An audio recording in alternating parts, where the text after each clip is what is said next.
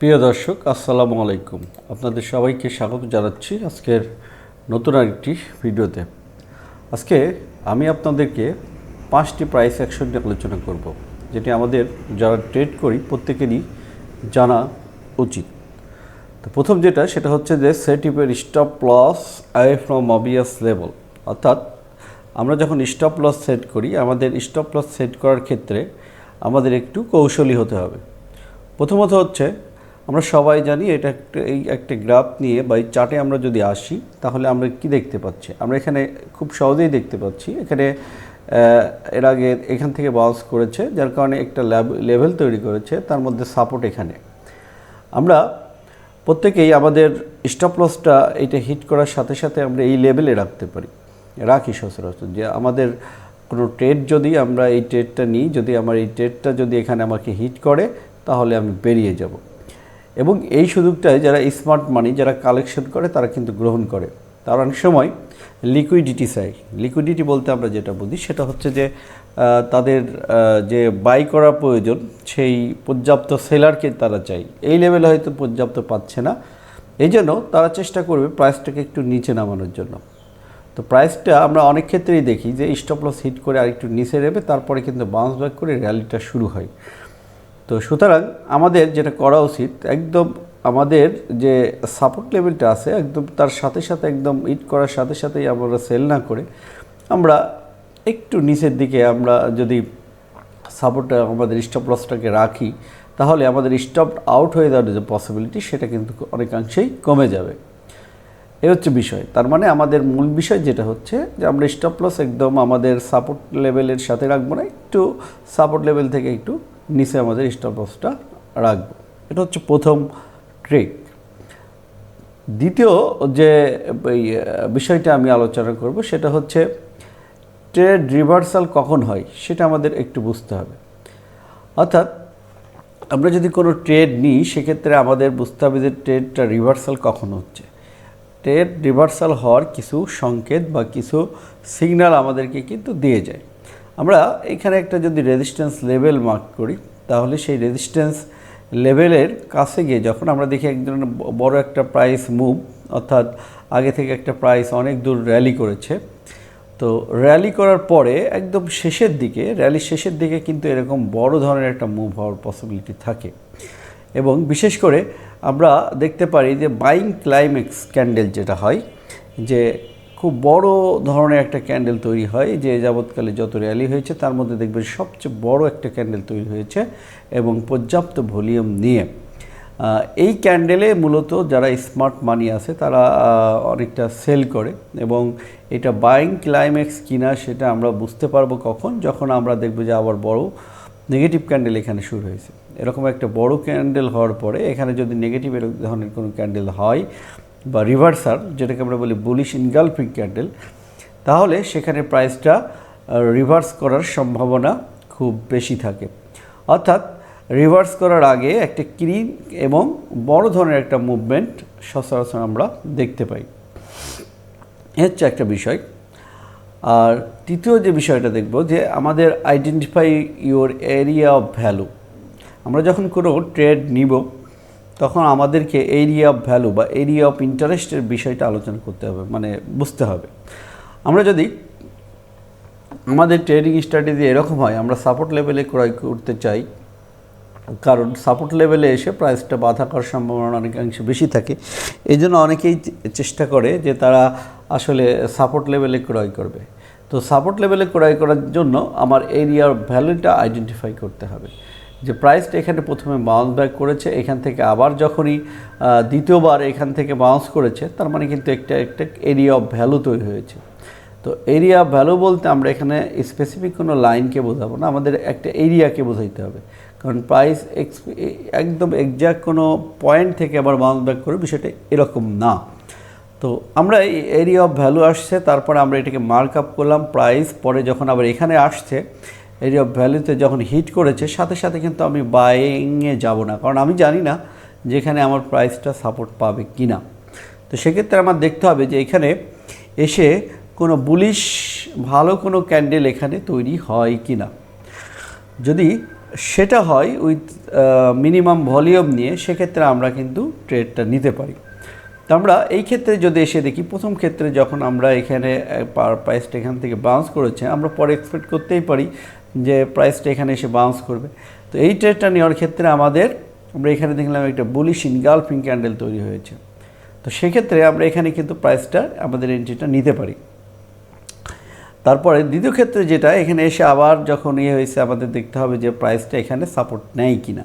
যদি সাপোর্ট নেওয়ার চেষ্টা করে বা সাপোর্ট নেওয়ার মতো ভালো কোনো ক্যান্ডেল তৈরি করে, সেক্ষেত্রে আমরা কিন্তু আমাদের ট্রেডটা নিতে পারি। যেরকম এখানে আমরা কিন্তু এক্স্যাক্ট ট্রেডটা আমরা নিতে পারি।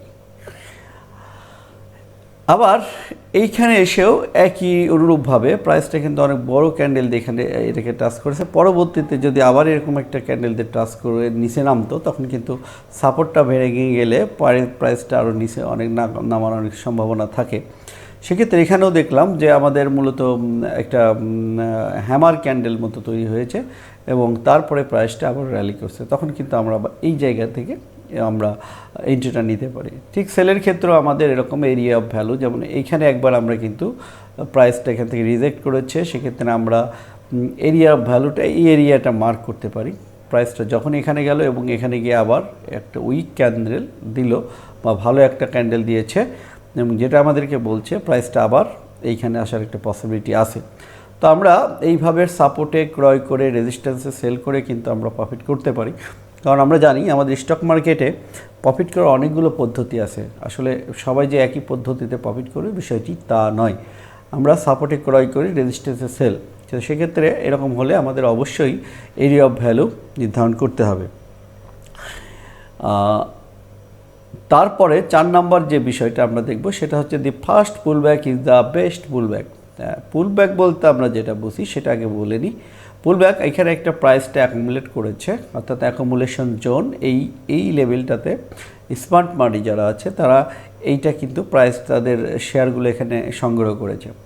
তারপরে এই লেভেলটা যখন অতিক্রম করলো খুব সুন্দর একটা ক্যান্ডেল দিয়ে, আমরা অনেকেই হয়তো এই ক্যান্ডেলটা মিস করি, তারপরে হয়তো চেষ্টা করি যে প্রাইসটা অনেক বেড়ে যাচ্ছে, আমরা কিন্তু এখানে এসে এন্ট্রি নেওয়ার চেষ্টা করি, যা ফোমো, যেটাকে আমরা বলি ফেয়ার অফ মিসিং আউট। এবং ব্রেকআউটটা সবচেয়ে ভালো যে এন্ট্রি, সেটা হচ্ছে আমাদের চেষ্টা করতে হবে এখানে আমাদের এই ক্যান্ডেলটাতে আমাদের এন্ট্রি নেওয়া, কিন্তু ম্যাক্সিমাম এন্ট্রি না নিয়ে আমাদের টোটাল যে ইনভেস্টমেন্ট প্ল্যান থাকবে একটা ট্রেডের, তার 50% অথবা 40% এখানে এন্ট্রি নেওয়া উচিত। তারপরে প্রাইসটা সচরাচর ম্যাক্সিমাম ক্ষেত্রে আমরা দেখি যে প্রাইসটা ব্রেকআউট করার পরে সে আরেকবার কিন্তু তার এইটা এখন একবার ব্রেকআউট করার পরে এই যে রেজিস্ট্যান্স লেভেল, এটা কিন্তু তার এখন সাপোর্ট লেভেলে তৈরি হয়, সাপোর্ট হিসেবে কাজ করে। তো পরবর্তীতে আমাদের এখান থেকে পুলব্যাক হয়ে যখন আবার দেখি প্রাইসটা মুভমেন্টে যাওয়া শুরু করেছে, তখন আমরা কিন্তু এই লেভেলে এন্ট্রিটা নিতে পারি এবং সেইটা হয় সবচেয়ে ভালো এবং হাই প্রবাবিলিটি প্রফিটেবিলিটি হওয়ার সম্ভাবনা থাকে। তো সেক্ষেত্রে এখন পুলব্যাক, এখানে একটা পুলব্যাক, প্রাইসটা এখানে উঠে আবার নিচে নেমে এসে আবার কিন্তু ওঠার চেষ্টা করেছে, আবার এখানে একটা পুলব্যাক আমরা দেখতেছি। কিন্তু আমাদের এন্ট্রি নেওয়ার সবচেয়ে পারফেক্ট যে প্লেসটা সেইটা হচ্ছে কিন্তু আমাদের এই পুলব্যাকে। আমরা অনেক সময় দেখি যে কিছু ব্রেকআউট হয়, যেটাকে আমরা বলি ফেক ব্রেকআউট, হওয়ার পরই প্রাইসটা আবার নিচের দিকে চলে এসে এবং আবার এই রেঞ্জের মধ্যে চলে আসে।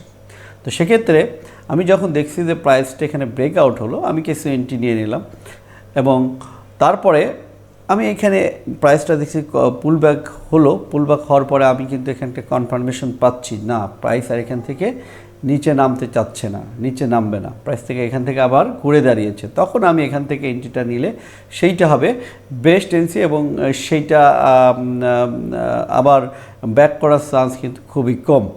তো এই হচ্ছে বিষয়, যেটাই বলতেছি যে আমাদের প্রথম যে পুলব্যাকটা আমরা পাবো সেই পুলব্যাকে আমাদের এন্ট্রি নেওয়ার জন্য চেষ্টা করতে হবে এবং এইটা হচ্ছে বেস্ট এন্ট্রি পয়েন্ট।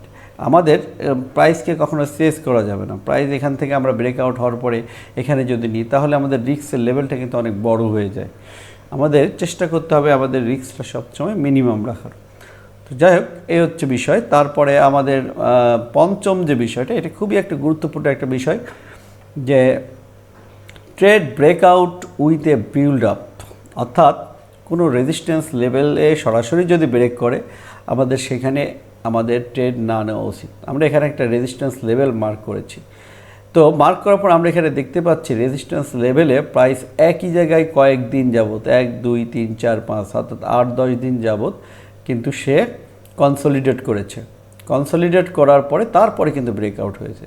তো সচরাচর আমরা যদি কোনো ব্রেকআউটের ক্ষেত্রে বিশেষ করে আমাদের রেজিস্ট্যান্স লেভেলে গিয়ে প্রাইস যদি এই ধরনের বিহেভ করে, আপনারা যদি কোনো চার্টে ডেইলি চার্টে এই ধরনের কোনো মানে বিল্ড আপ বা অ্যাকুমুলেশন বা এটা দেখতে পান, তাহলে সেখান থেকে যদি ব্রেকআউট হয় তাহলে সেটা কিন্তু বেস্ট এন্ট্রি হয়।